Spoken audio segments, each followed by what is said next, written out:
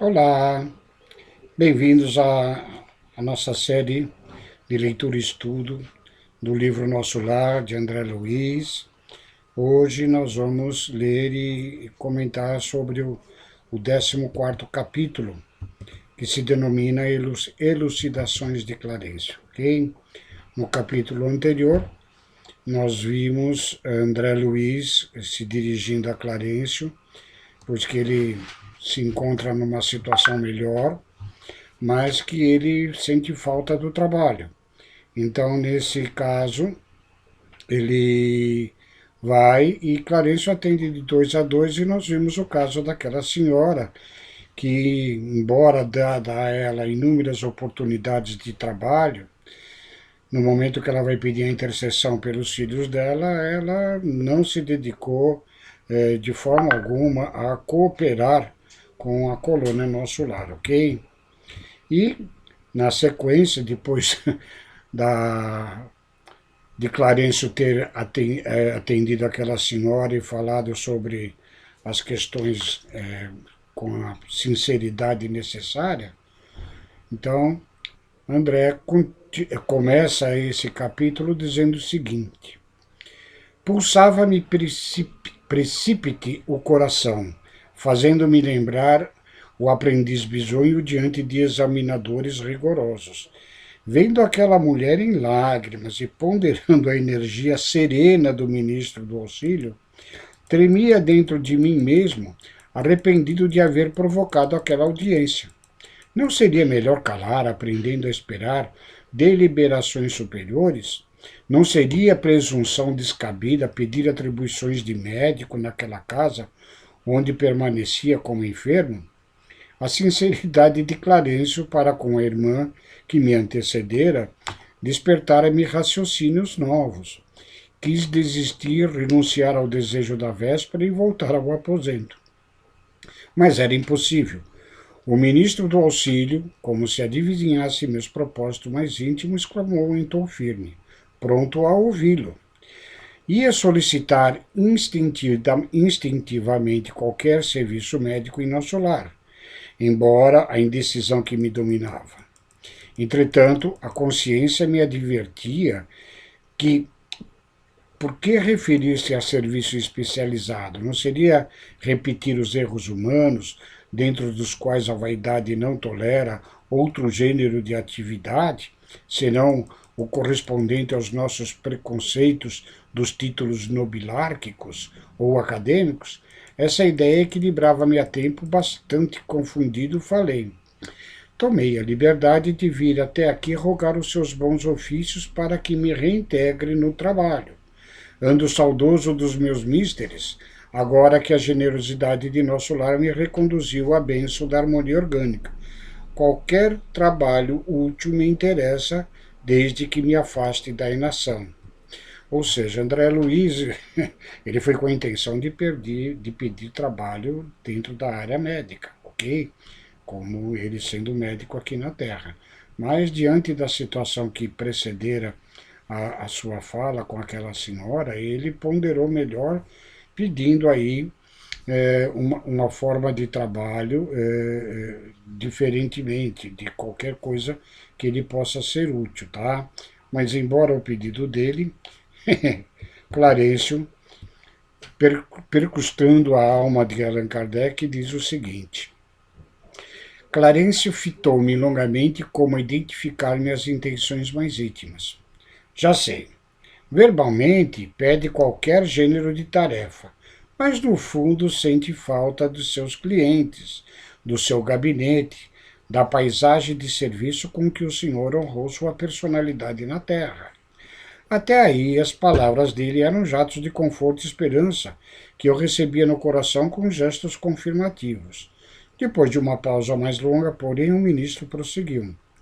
Convém notar, todavia, que às vezes o Pai nos honra com a sua confiança e nós desvirtuamos os verdadeiros títulos de serviço. Você foi médico na Terra, cercado de todas as facilidades no capítulo dos estudos. Nunca soube o preço de um livro porque seus pais generosos lhe custeavam todas as despesas. Logo depois de graduado, começou a receber proventos compensadores. Não teve sequer as dificuldades do médico pobre, compelido a mobilizar relações afetivas para fazer clínica. Prosperou tão rapidamente que transformou facilidades conquistadas em carreira para a própria morte prematura do corpo, enquanto moço e sadio cometeu numerosos abusos dentro do quadro de trabalho que Jesus o conduziu. Vejo que, de fato, ali, Clarencio sabe da situação da última encarnação de André, inclusive, além da facilidade que obteve dos pais, o pai abastado com recursos próprios para sustentar os seus estudos, né? Mas diante da facilidade, diante do caminho que ele tinha ali, ele se entregou também a abusos que minaram a sua saúde física, né? Nós sabemos que, por diversos relatos em outras obras do próprio André Luiz e testemunhos de Chico Xavier, André Luiz desencarna por problemas de intemperanças na vida terrestre, né, por abusos diversos, fazendo com que ele desencarne como se fosse um suicida, embora inconsciente, mas um suicida, pelo abuso que cometeu com o seu organismo e pelo desregramento da sua existência, embora o tenha trabalhado no campo da medicina na Terra. Ante aquele olhar firme e bondoso, ao mesmo tempo estranha perturbação apossara-se de mim.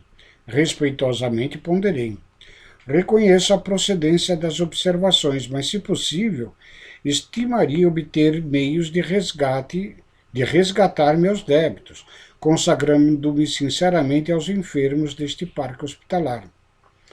Impulso muito nobre, diz Clarencio sem austeridade. Contudo, é preciso convir que toda tarefa na terra, no campo das profissões, é convite do Pai para que o homem penetre os templos divinos do trabalho. O título para nós é simplesmente uma ficha, mas no mundo costuma representar uma porta aberta a todos os disparates. Com essa ficha, o homem fica habilitado a aprender nobremente e a servir ao Senhor, no quadro dos seus divinos serviços no planeta. Tal princípio é aplicável a todas as atividades terrestres. Ou seja, nós sabemos que para nós evoluirmos, nós alcançarmos níveis mais elevados dentro da espiritualidade, é imprescindível que adquiramos a experiência, o conhecimento, o saber em todos os campos da ciência da divina e da ciência humana, né? Sem o que nós não conseguimos seguir adiante. E numa encarnação só, evidentemente, é impossível que isso aconteça. Então é por isso que o Pai nos dá inúmeras existências para que, de fato, possamos, ao longo das múltiplas existências, nos ir aperfeiçoando, compreendendo e aprendendo novas coisas. Então vejam que as profissões nossas aqui na Terra, que importam grande responsabilidade para a nossa evolução, são tidas no plano espiritual como fichas de aprendizado, tão somente, né? Então, sigamos agora com as elucidações de Clarencio. Excluída a convenção dos setores nos quais se desdobre, que é aplicável a todas as atividades terrestres, meu irmão recebeu uma ficha de médico. Penetrou o templo da medicina, mas sua ação lá dentro não se verificou em normas que me autorizem a endossar seus atuais desejos. Como transformá-lo de um momento para o outro em médico de espíritos enfermos? Quando fez questão de circunscrever observações exclusivamente à esfera do corpo físico? Não nego sua capacidade de excelente fisiologista, mas o campo da vida é muito extenso. Que me diz de um botânico que alinhasse definições apenas com o exame das cascas secas de algumas árvores? Grande número de médicos na Terra prefere apenas a conclusão matemática diante dos serviços da anatomia. Concordemos que a matemática é respeitável, mas não é a única ciência do universo. Como reconhece agora, o médico não pode estacionar em diagnósticos e terminologias. Há que penetrar a alma, sondar-lhe as profundezas. Muitos profissionais da medicina no planeta são prisioneiros das salas acadêmicas porque a vaidade lhes roubou a chave do cárcere. Isso na medicina, mas em todas as áreas da atividade humana, de todos os trabalhos que nós exercemos, né, é importante que nós não nos detenhamos apenas na superficialidade da própria profissão, mas que entendamos a essência de cada profissão na atuação em benefício do ser humano espírito, do ser humano eterno. Né? Enquanto nós profissionalmente nos mantemos na superfície da profissão, nós não vamos adentrar a planos mais elevados. Né? Embora aqui se trate da profissão do médico, mas em todas as áreas nós precisamos entender que mais do que a profissão, as profissões de uma forma geral, penetrem tão somente a vida dos seres encarnados, é preciso ampliar esta conceituação para mais longe na existência do Espírito Eterno. Continua Clarencio, raros conseguem atravessar o pântano dos interesses inferiores, sobrepor-se a preconceitos comuns e, para essas exceções, reservam-se as zombarias do mundo e escárnios dos companheiros. Fiquei atônito, diz André Luiz. Não conhecia tais noções de responsabilidade profissional. Assombrava-me a interpretação do título acadêmico reduzido a simples ficha de ingresso em zonas de trabalho para a cooperação ativa com o Senhor Supremo. Incapaz de interferir, aguardei que o Ministério do Auxílio retomasse o fio das elucidações.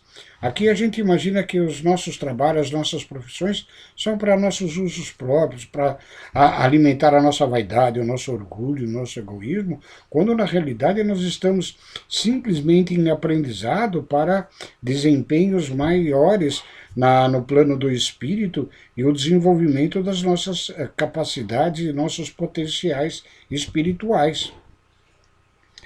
Conforme deduz, continua Clarencio, não se preparou convenientemente para os nossos serviços aqui. Generoso benfeitor, atrevi-me a dizer, compreendo a lição e curvo-me a evidência. E fazendo esforço para conter as lágrimas, pedi humilde, submeto-me a qualquer trabalho nessa colônia de realização e paz. Com um profundo olhar de simpatia, Clarencio responde, meu amigo, não possuo apenas as verdades amargas, tenho igualmente a palavra de estímulo. Não pode ainda ser médico em nosso lar, mas poderá assumir o cargo de aprendiz oportunamente. Sua posição atual não é das melhores, entretanto é confortadora pelas intercessões chegadas ao Ministério do Auxílio a seu favor. Minha mãe? Pergunta inebriado de alegria. Sim, a mãe de André Luiz faz inúmeras intercessões em seu benefício, pois ela é detentora já de um processo evolutivo mais adiantado, o que lhe permite interceder pelos seus queridos, pelos seus amados. E além do que, como nós já vimos em capítulo anterior e vamos ver mais adiante, ela trabalha não só em benefício dos seus parentes consanguíneos ou do seu relacionamento, mas ela trabalha em benefício de muitos espíritos, conhecidos ou não. Sim, esclarece o ministro, sua mãe e outros amigos no coração dos quais você plantou a semente da simpatia.